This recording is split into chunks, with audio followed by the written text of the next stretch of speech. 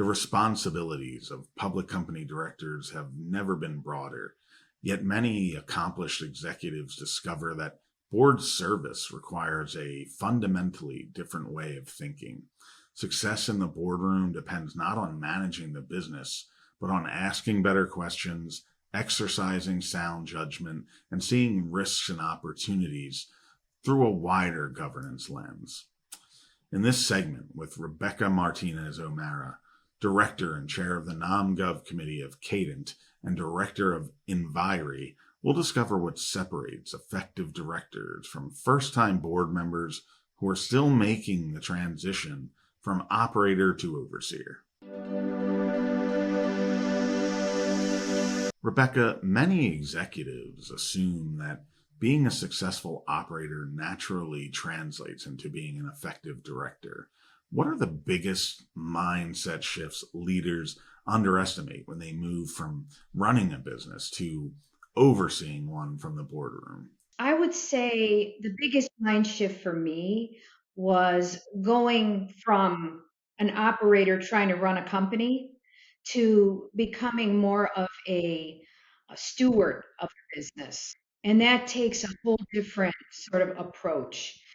As an operator, if you've run a factory or a $1 billion company, you've spent decades of your career trying to fix things, hands on, sleeves rolled up, trying to make improvements, drive growth, drive revenue, whatever it is. And as a director, it's just a much more patient game. And what I mean by that is what I've learned to do is recognize that I'm trying to shift the air. And what I mean by that is there's situations, perhaps I've asked for some information to better understand a strategy. And it may not in that meeting produce itself, but then I'll notice another director will follow up with that. So I've shifted the air in terms of how the business is run, and I've done it in a way that considers the long term, the shareholders, and so forth.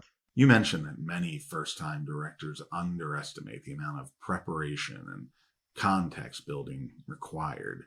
Beyond simply reading the board book, what are the habits and learning disciplines that separate directors who become truly valuable from those who remain passive participants? So that's a really good question, and I think it took me a while to figure it out. So again, as an operator, as somebody coming from the executive group, right? I was trying to study the deck harder, which makes no sense at all. You cannot study the deck harder. And so what I started to realize is when you're coming in new to a board, a lot of the content is you've never seen it before. You don't know the formats. And so it's foreign, and you can't expect yourself to understand every detail in perhaps a new industry, different acronyms, and so on. So what I've learned to do is I sort of just even beyond receiving a deck, when I'm in my off moments, I'm studying, I'm researching, right? So for example, I went really deep on executive compensation a few weeks ago, where I spent a few hours thinking about how compensation works. Not what RSUs are, not what base pay or bonus pay is, not what PSUs are. Not I understand those things, right? As a former executive.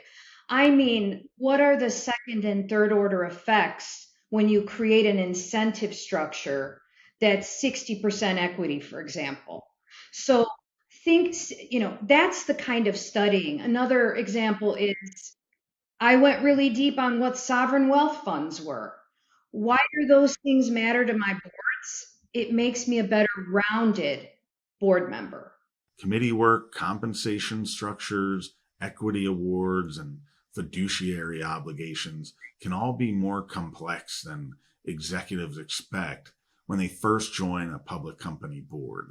What are some of the hidden realities of board service that newer directors are often unprepared for? So committees and committee work, uh, they're vastly different depending on the board that you're on. If you're in the middle of a transaction, for example, a sizable transaction, and you're on the audit committee, believe me, you're going to do more than your 4 audit committee meetings a year to prepare for, your filings. So yeah, it's vast. It varies greatly depending on, you could be on another board that's a steady growth, consistent performer. But personally, I had a lot to learn was I had worked for a company for 40 years. I got a paycheck. I got bonuses sometimes. I got equity packages. Sometimes, in the old days, we used to get options and then it became RSUs. But what I didn't ever have to worry about were things like taxes and liquidity and cash flow and required holding for your equity position. And then what that means in your overall balanced portfolio, right? And I'm talking about your personal finances. So that was a big shift for me. And what I did was I rolled up my sleeves and I built spreadsheets and figured out taxes on my own because I felt it was really important for me to understand, the mechanics. And then once I did, then I sort of outsourced it to what I call my A team, right? And so they could do it more efficiently. So having a great tax person, having a great financial manager, having a great lawyer. And so that was again a huge difference from working for getting a paycheck for 40 years, put it that way. The strongest directors often develop judgment by understanding second and third order effects across technology, incentives, economics, and geopolitics. How can directors intentionally build that broader perspective over time rather than becoming trapped in the lens of their own operating background or industry experience? I think operators, which is sort of where my background is, right? I think we're really ideal candidates for understanding second and third order effects because we live with consequences, right? If you make a decision for at the factory level, you know how management reacts, you know how the, shop floor technicians react. And so I think we're built for that. Um, and how to expand, I think it's incumbent upon us to approach the job in a different way than we did, as an executive. And that is, I keep saying, I study. I really, I read books. I wake up every morning with a disciplined approach to reading the Wall Street Journal and other, journals and documents. And I stack those days. That's I think the key. It's quiet compounding. So you're not a great director overnight. Some people who have more exposure to boards from, maybe they were CEOs or CFOs. That's a little different. For for somebody like me, what's helped and worked for me is stacking my days and compounding my knowledge quietly.